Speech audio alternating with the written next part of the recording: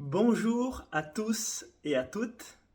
Je suis ravi de pouvoir faire cette vidéo pour le démarrage de votre séminaire à Sillaos autour de la respiration. Je crois un endroit parfait pour respirer de l'air frais. Je vous fais cette vidéo de la France et je suis honoré, ravi et content de faire cette vidéo pour Respirons la santé, un projet sur lequel je travaille avec Mouta depuis maintenant plus d'un année et demie. On a commencé avec des séminaires en présentiel en octobre 2021 pendant 2 semaines, 2 semaines non-stop, bien denses, où j'ai pu amener avec Inspire la respiration fonctionnelle à l'île de la Réunion. Et j'ai trouvé ces projets inspirants, comme vous pouvez bien l'imaginer autour de la respiration, passionnants et aussi ambitieux. Et je suis content que ces projets continuent grâce à la volonté que vous êtes en train de mettre dans ces projets, aux animateurs, aux coachs que je peux former, bien sûr tous les responsables de ces projets à Mouta. Alors, cette petite vidéo de quelques minutes pour vous dire pourquoi la respiration est un bon outil, une bonne respiration, mais comment le faire et pourquoi le faire. Donc d'abord, je me présente, je suis Leonardo Pelagotti, le fondateur d'Inspire et le fondateur aussi de l'Académie Inspire. Je suis coach en respiration, auteur de 2 livres autour de la respiration, instructeur avancé de la méthode Wim Hof, instructeur master du programme Oxygen Advantage, professeur de yoga, coach en mouvement Animal Flow, ex-gymnaste national et ceinture noire de Kung Fu Shaolin. Les mouvements et la respiration sont les centres, les cœurs de qui je suis, de mon travail et de mes pratiques au quotidien. Et dans cette petite vidéo, nous allons voir comment la respiration est un outil fondamental dans la vie de tous les jours.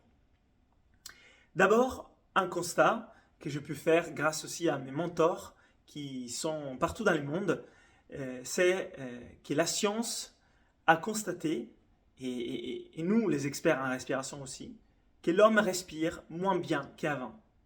Et cela est principalement lié au fait que nous avons une vie très stressante, souvent sédentaire, avec une alimentation qui n'est pas appropriée, etc., etc. Nous nous sommes coupés de la nature.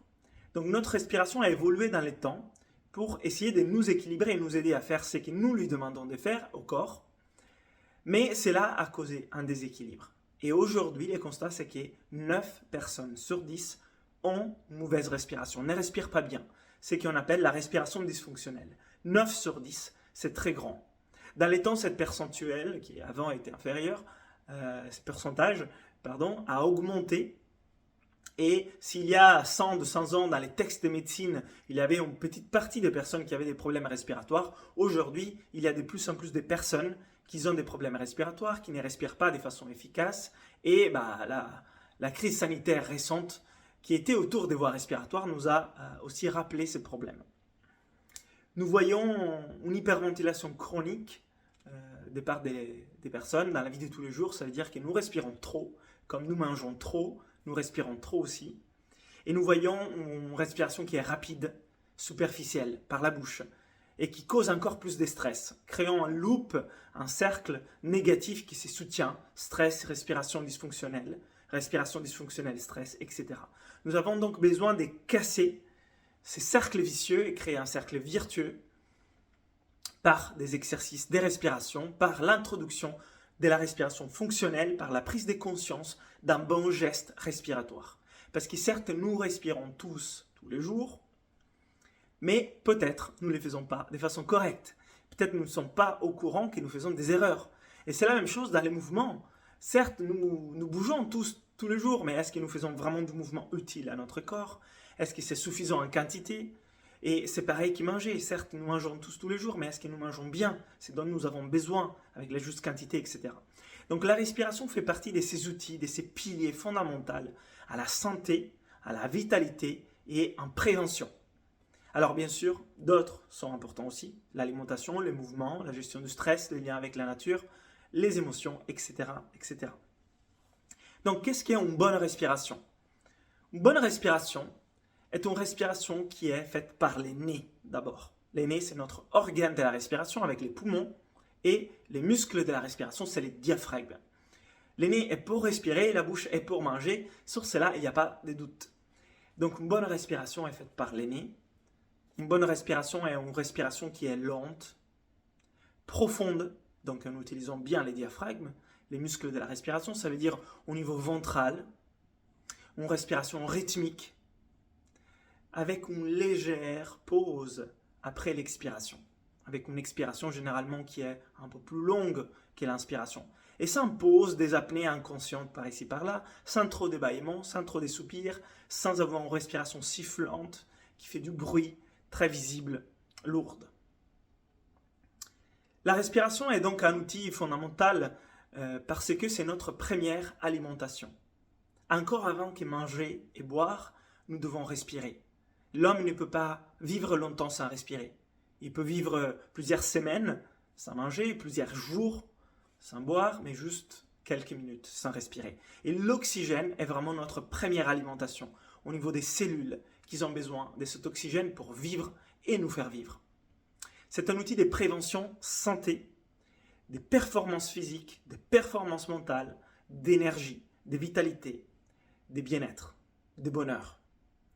Mais pour utiliser les pouvoirs de la respiration, nous avons besoin de respirer de façon correcte, comme je viens de vous dire, et en pratiquant des exercices pour nous rappeler dans le quotidien d'éviter certaines erreurs que nous faisons parce que nous sommes stressés, parce que nous sommes fatigués, parce que nous sommes sédentaires, parce que nous sommes en voiture, parce qu'il y a les bouchons, parce que, etc., etc., nous avons mangé des choses qui ne sont pas propres.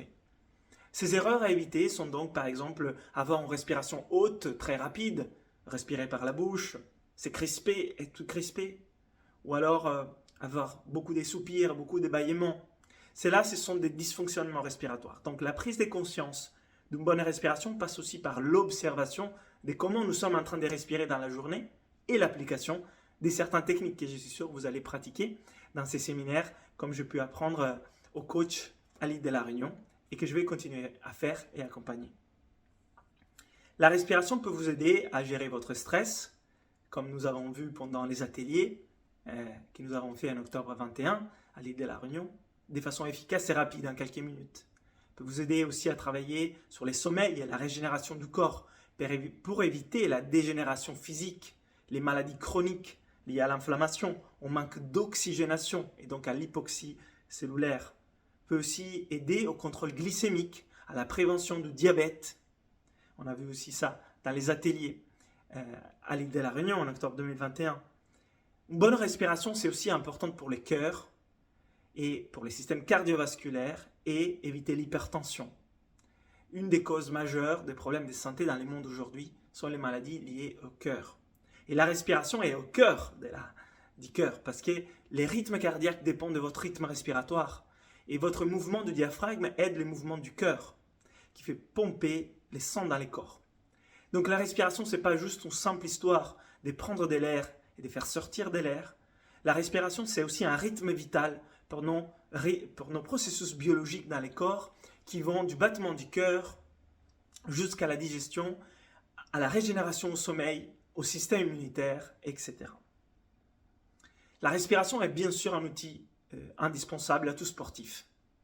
Car est-ce que vous avez jamais essayé de faire du sport en apnée? Alors vous pouvez essayer si vous n'avez jamais essayé, par exemple d'aller marcher en apnée. Et vous allez voir que ça va durer peut-être 30 secondes, peut-être 60 secondes. Et pourquoi c'est si difficile de faire du sport en apnée?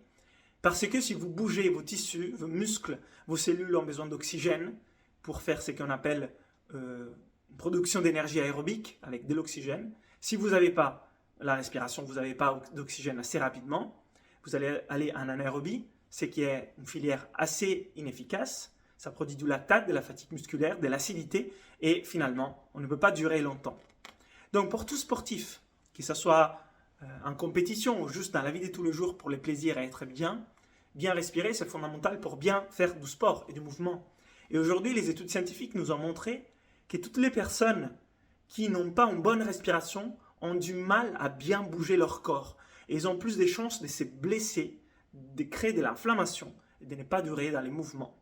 Donc c'est fondamental, encore une fois, comme moteur de tout mouvement, de bien respirer.